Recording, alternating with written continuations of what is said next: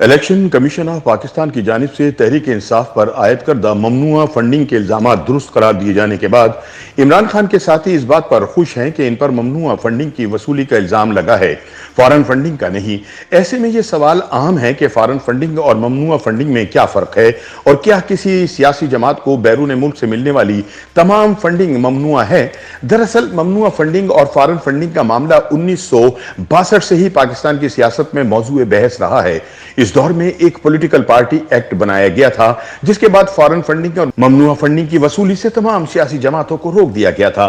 تحریک انصاف کی فنڈنگ کے حوالے سے الیکشن کمیشن کے فیصلے میں جہاں یہ کہا گیا ہے کہ عمران خان کی جماعت پر بیرون ملک سے ممنوعہ فنڈز لینے کے الزامات ثابت ہوئے ہیں، وہیں اس نے ایک بار پھر یہ بحث چھیڑ دی ہے کہ کیا سیاسی جماعتوں کے لیے ہر قسم کی غیر ملکی فنڈز ممنوعہ ہیں۔ یاد رہے کہ 8 سال تک تحریک انصاف کے خلاف فارن یا ممنوعہ فنڈنگ کا معاملہ الیکشن کمیشن اور اسلام آباد ہائی کورٹ میں زیر سماعت رہا۔ اسی دوران کبھی تحریک انصاف کی طرف سے الیکشن کمیشن کے دائرہ سماعت کے اختیار کو چیلنج کیا گیا، تو کبھی الیکشن کمیشن کے کسی حکم کے خلاف اسلام آباد ہائی کورٹ سے پہلے حکم امتناعی حاصل کیا گیا اور پھر عدالت کی طرف سے یہ حکم امتناعی خارج بھی کیا گیا۔ پاکستانی میڈیا میں تحریک انصاف کے خلاف اس جماعت کے بانی رکن اکبر ایس بابر کی الیکشن کمیشن میں درخواست کو ابتدا سے ہی فارن فنڈنگ کے نام سے ہی لکھا جاتا تھا۔ 7.5 سال تک تحریک انصاف کی قیادت کو فارن فنڈنگ کے نام سے کوئی مسئلہ نہیں تھا، لیکن الیکشن کمیشن میں جو کاز لسٹ جاری کی جاتی، اس میں بھی اکبر S Babar بنام Tehreek Insaf foreign funding case he لکھا جاتا تھا۔ الیکشن کمیشن میں جب اس مقدمے کی سماعت مکمل ہونی کو تھی تو تب تحریک انصاف کے وکیل انور منصور کی طرف سے یہ اعتراض اٹھایا گیا کہ الیکشن کمیشن کی کاز لسٹ میں ان کی جماعت کے خلاف مقدمے کا ٹائٹل فارن فنڈنگ نہیں بلکہ ممنوعہ فنڈنگ کے طور پر لکھا جائے۔ دراصل ممنوعہ فنڈنگ اور فارن فنڈنگ کا معاملہ 1962 سے ہی پاکستان کی سیاست میں زیر بحث رہا ہے۔ اس دور میں پولیٹیکل پارٹی ایکٹ بنایا گیا تھا، جس کے بعد فارن فنڈنگ اور ممنوعہ فنڈنگ دونوں کی وصولی کسی بھی سیاسی جماعت کے لیے جرم قرار پائی تھی۔ اسی ایکٹ کو مشرف دور میں بنائے گئے پولیٹیکل پارٹی ایکٹ 2002 میں بھی برقرار رکھا گیا۔ اس کے بعد الیکشن ایکٹ 2017 میں بھی اس قانون کو برقرار رکھا گیا۔ الیکشن کمیشن ایکٹ 2017 کے سیکشن 204 کے سب سیکشن 3 کے تحت کسی بھی سیاسی جماعت کو بالواسطہ یا بلا واسطہ حاصل ہونے والے فنڈز جو کسی غیر ملکی حکومت، ملٹی نیشنل یا پرائیویٹ کمپنی یا فرد سے حاصل کیے گئے ہوں، وہ ممنوعہ فنڈز کے زمرے میں آتے ہیں۔ P T I funding case کے فیصلے میں بھی الیکشن کمیشن نے کہا کہ سیاسی جماعت کسی بھی غیر ملکی، ملٹی نیشنل یا کسی بھی ملکی سرکاری اور غیر سرکاری کمپنی سے کوئی بھی فنڈ براہ راست یا بالواسطہ نہیں لے سکتی۔ اسی طرح اسے کسی تجارتی کمپنی اور پروفیشنل ایسوسی ایشن سے بھی فنڈ حاصل کرنے کی اجازت نہیں۔ الیکشن کمیشن نے یہ بھی لکھا کہ جس طرح قانون سازوں نے کسی سیاسی جماعت کے لیے پاکستان میں کام کرنے والی مقامی کمپنی سے بھی فنڈنگ کو ممنوع قرار دیا ہے، ایسے ہی غیر ملکی کمپنیوں سے بھی فنڈنگ لینا ممنوع ہے۔ الیکشن کمیشن نے متعلقہ قانون اور سپریم کورٹ کے متعدد فیصلوں کا حوالہ دیتے ہوئے کہا، جو چیز براہ راست نہیں کی جا سکتی وہ بالواسطہ بھی نہیں کی جا سکتی۔ اسی فیصلے میں الیکشن کمیشن نے یہ بھی واضح کیا کہ سیاسی جماعت بیرون ملک سے کس قسم کی فنڈنگ لے سکتی ہے، اور فیصلے میں کہا گیا کہ قانون کے تحت صرف اندرون ملک یا بیرون ملک مقیم ایسے افراد سے ہی چندہ یا فنڈ لیے جا سکتے ہیں جو کہ پاکستانی شہریت کے حامل ہوں۔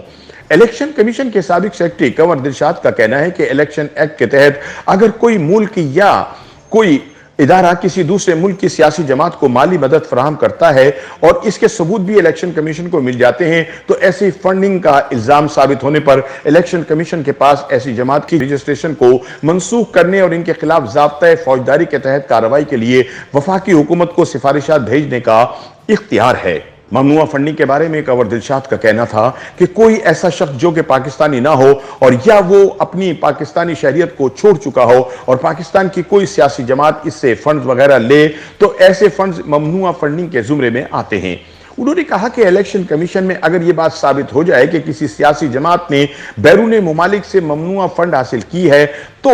الیکشن کمیشن کے پاس یہ اختیار ہے کہ وہ اس رقم کو بحق کے سرکار ضبط کر سکتا ہے اور اس کے علاوہ اس جماعت کو دیا جانے والا انتخابی نشان بھی واپس لے سکتا ہے۔ کنور دلشاد نے کہا کہ جرم ثابت ہونے کی صورت میں الیکشن کمیشن نہ صرف इस जमात की रजिस्ट्रेशन मंसूख करके इसका इंतखाबी निशान वापस ले सकता है, बल्कि इस जमात के सरबराह को भी गलत बयान हल्फी देने पर चार्जशीट कर सकता है, क्योंकि हर साल गोशवारे जमा करवाते वक्त जमात का सरबराह यह बयान हल्फी देता है कि इनकी जमात ने फौरन फंडिंग या ममनुआ फंडिंग हासिल नहीं की। कंवर दिलशाद का कहना है कि फौरन फंडिंग साबित होने की सूरत में किसी जमात को कलअदम करार देने का इख्तियार वफाकी हुकूमत के पास है। उन्होंने कहा कि इलेक्शन एक्ट 2017 के सेक्शन के सब सेक्शन 1 के तहत वफाकी हुकूमत 15 रोज में सुप्रीम कोर्ट को रेफरेंस भिजवाएगी और अदालत उज़्मा का फुल बेंच इस रेफरेंस पर फैसला करेगा। पाकिस्तान में इंतखाबी मामलात पर नजर रखने वाले इदारे पेलडाट के सरबराह अहमद बिलाल महबूब का कहना है कि तहरीक इंसाफ पर फौरन फंडिंग या ममनुआ फंडिंग साबित होने की सूरत में